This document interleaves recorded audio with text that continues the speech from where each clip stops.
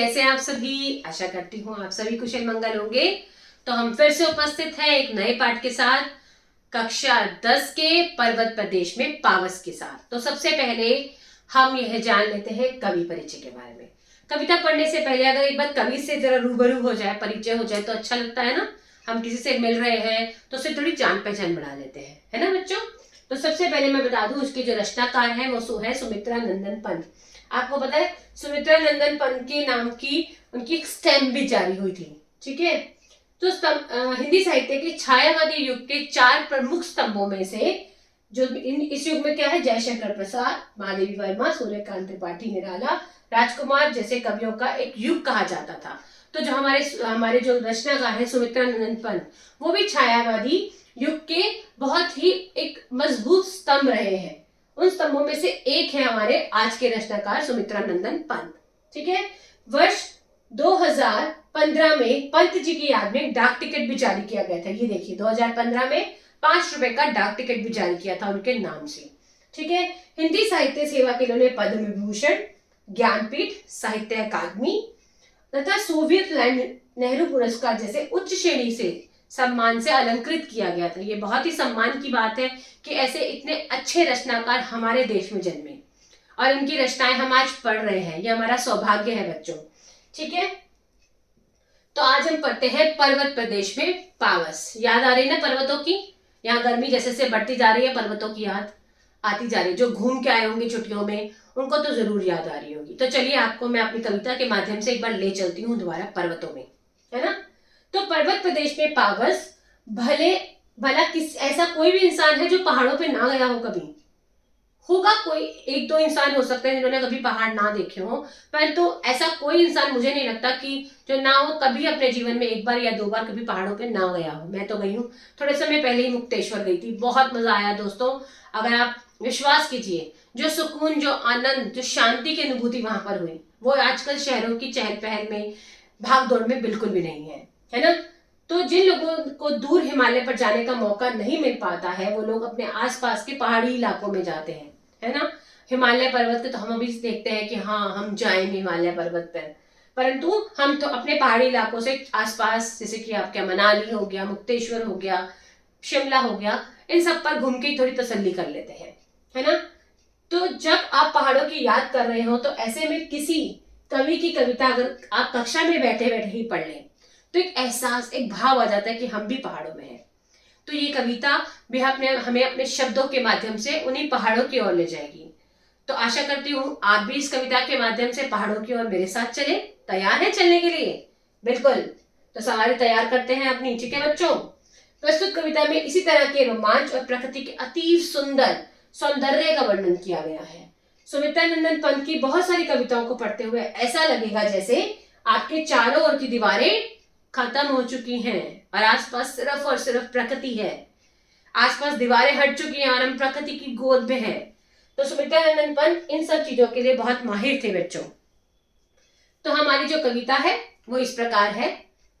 पावस ऋतु थी पर्वत प्रदेश, पल पल परिवर्तित प्रकृति वेश। शब्दों अनुसार करते हैं। तो इसमें जो कवि है हमारे कह रहे हैं वर्षा ऋतु थी, पावस मतलब वर्षा ऋतु थी, और पर्वत प्रदेश था, पर्वतों के आसपास घिरा हुआ इलाका था। पल पल परिवर्तित पर्वत प्रदेश कि जब पहाड़ों पर जब बारिश का मौसम होता है तो आपको हर समय एक अलग ही दृश्य देखने के लिए मिलता है, क्योंकि इतने ज्यादा परिवर्तन होते हैं पहाड़ों पर। कभी तो अभी आप कविता के माध्यम से जाने, मैं अभी नहीं बताती आपको, ठीक है। मेखलाकार पर्वत आकार अपार अपने सहस्त्र दिख सुमन फाड़।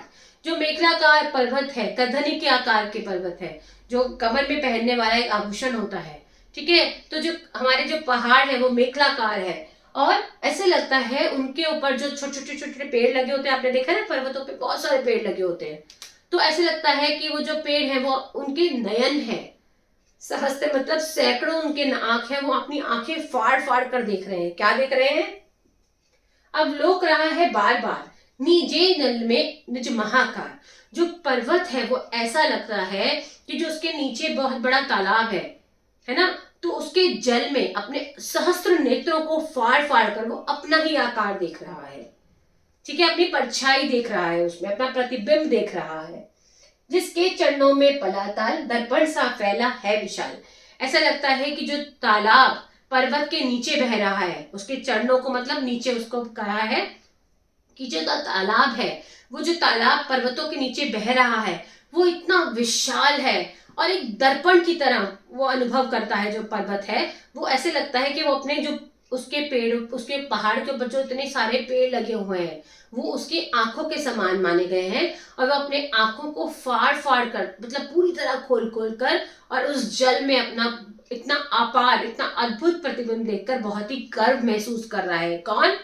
पर्वत। समझ में आया? सरल शब्दों में एक बार फिर समझा देती हूँ बच्चों कि जो पर्वत है, जब वहां पर पावस ऋतु आती है, वर्षा ऋतु आती है, तो वो तालाब के जल का पानी और स्वच्छ हो जाता है वर्षा के बाद। तो वो उस तालाब के पानी में अपने बहुत सारे नेत्रों से, कैसे? वृक्ष रूपी नेत्रों से वो अपना आकार, अपना दर्पण, उस दर्पण में अपना प्रतिबिंब देखकर बहुत ही प्रफुल्लित हो रहा है। ठीक है बच्चों, आगे बढ़ते हैं। तो पहले पैराग्राफ में आपको तालाब के बारे में बताया गया, ठीक है। अब दूसरे पैराग्राफ में आपको क्या बताया जा रहा है, देखते हैं। गिरी का गौरव गाकर झरझर, मद में नस नस उत्तेजित कर, मोती की लड़ियों से सुंदर झरते हैं झाग भरे निर्झर। गिरिवर के उर से उठ उठकर उच्च आकांक्षाओं से तरुवर है झांक रहे नीरव नभ पर, अनिमेष अटल कुछ चिंता पर। अब इसमें क्या है कि अब इसमें मैंने चित्र लगाया है झरने का, तो आप समझ जाइए झरने के बारे में बताया जा रहा है। पहले तालाब के बारे में और उसके आकार के बारे में बताया गया। दूसरे पद्यांश में बताया जा रहा है कि वो जब झरना वहां से बह रहा है तो उसकी सुंदरता का वर्णन किया जा रहा है। तो बच्चों इस पैराग्राफ में झरने की सुंदरता का वर्णन किया गया है। गिरी का गौरव गाकर झरझर, जिसमें झरना है वो अब पहाड़ का गौरव मतलब उसका गुणगान करता हुआ बह रहा है। झर झर झर झर झर झर आवाज आ रही है उसमें से, ठीक है। मध्य में नस नस उत्तेजित कर, झरने की झरझर की ध्वनि सुनकर जो पर्वत है उसका नस नस, उसका मतलब रोम रोम उत्साहित हो जाता है। यहाँ पर थोड़ा सा मानवीकरण किया गया है बच्चों। कविता में हमेशा मानवीयकरण होता है, जिसको आप अंग्रेजी में पर्सोनिफिकेशन कहते हैं, ठीक है। मोती की लड़ियों से सुंदर झरते हैं झाग भरे निर्झर, जो निर्झर मतलब जो झरने हैं वो ऐसा लगता है जब वो ऊपर से गिर रहे होते हैं तो ऐसा लगता है जो उनकी जल की बूंदें हैं वो मोतियों के समान सुंदर और चमकती हुई लगती हैं। ऐसा लगता है कि मोती की लड़ियां गिर रही हैं ऊपर से। कहां से? पहाड़ से जब नीचे गिरते हैं झरने। गिरी के उर से उठ उठकर उच्च आकाशों से तरुवर है झांक रहे नीरव नभ पर, अनिमेष अटल कुछ चिंता पर, ठीक है। तो जो जब झरने बहते हैं तो जो पर्वत है, जो वहां का वातावरण है उसमें बहुत सी उत्साह उत्पन्न हो जाता है, ठीक है। तो गिरी के उर से उठ उठकर, अब जो गिरिवर है जो मतलब पहाड़ है उसके उर पर, उसके उर मतलब होता है हृदय, उसके उर पर, हृदय पर बहुत सारे बड़े बड़े पेड़ लगे होते हैं, है ना। तो ऐसा लगता है वो जो पेड़ है उनकी आकांक्षाएं हैं, इच्छाएं बहुत ऊंची हैं, ऊंचा उठना चाहते हैं वो, ठीक है। तो उच्च आकांक्षाओं से तरवर है झांक रहे नीरव नभ पर, मतलब नभ पर आकाश को जो बड़े बड़े पेड़ हैं वो झांक रहे हैं, और एकटक अनिमेष, एकटक अटल बिना हिले कुछ चिंता पर, कुछ सोच रहे हैं कि किस प्रकार वो अपनी उच्च आकांक्षाओं को पूरा करें, ठीक है बच्चों। तो यहाँ झरनों के और तरवर के बारे में बता रखा है कि जब झरने बहते हैं तो ऐसा लगता है कि मोतियों की लड़ियां गिर रही हैं, और जो उनकी आवाज है वो पूरे वातावरण में एक उत्साह उत्पन्न कर रही है, ठीक है। उसी प्रकार दूसरी तरफ जो तरवर है, जो हृदय पर मतलब पहाड़ के बिल्कुल हर सतह पर वो फैले हुए हैं, वो इतने ऊंचे ऊंचे पेड़ होते हैं। आपने देखा होगा पहाड़ों पे कितने ऊंचे ऊंचे पेड़ होते हैं ना, तो ऐसे लगता है कि उनकी बहुत ऊंची इच्छाएं हैं, आकांक्षाएं, मतलब आसमान को छूने की इच्छा है उनकी। तो वो उच्च आकांक्षाओं को, अपनी उच्च आकांक्षाओं के साथ आकाश को एक टकटकी लगाए बिना हिले और बिल्कुल कुछ सोच रहे हैं कि किस प्रकार वे अपनी उच्च आकांक्षाओं को पूरा करें, ठीक है बच्चों। अब आगे बढ़ते हैं अगले पद्यांश के साथ। इसमें है, उड़ गया अचानक लोभूधर, फड़का अपार पारद वारिद के पार, रवशेष रह गए हैं निर्जर, है टूट पड़ा भू पर अंबर। ये क्या हो गया? अब क्या हुआ? देखिए आपको चित्र से दिख रहा है, किसी धुंध छा गई है हमारे चित्र में। बिल्कुल सही, पूरी की पूरी जब बारिश आ जाती है तो एक तरफ तो मौसम साफ हो जाता है मैदानी इलाकों में, लेकिन पहाड़ों में और मौसम भयानक हो जाता है, वहां पर और गहराई का मौसम हो जाता है। बादल जब छाते हैं तो काले काले हो जाते हैं ना पूरा वहां का वातावरण। डर लगता है कई बार पहाड़ों में कि फिसलन हो जाती है ना, लैंडस्लाइड हो जाती है। तो अब क्या हुआ, उड़ गया अचानक लू भूधर, भूधर गायब हो गया। भूधर मतलब पहाड़। अरे ये पहाड़ कहाँ चला गया, गायब। फड़का अपार पारद वारिद के पार। ऐसे लगता है कि चारों तरफ जो है वो जो हमारा जो बादल थे वो नीचे आ गए हैं। हर तरफ जैसे पारा होता है ना सफेद मरकुरी, तो ऐसे लग रहा है सारी तरफ पारा सब मतलब सफेद सफेदी छा गई है। कहाँ गया हमारा जो पहाड़ था। रव शेष रह गए हैं निर्जर। अब सिर्फ शेष क्या रह गया है, झरनों की आवाज। सिर्फ आवाज ही आ रही है क्योंकि ना झरना दिख रहा है ना पहाड़ दिख रहा है टूट पड़ा भूपरंबर। ऐसे लगता है कि जो हमारा अंबर है, आकाश है, वो जो हमारा पर्वत है उसके ऊपर टूट पड़ा है, गिर गया है। और हर तरफ से हमें आकाश बादल ही दिखाई दे रहे हैं, हमें पहाड़ तो बिल्कुल दिखाई नहीं दे रहा है। ठीक है। धस गए धरा में सभ्य शाल।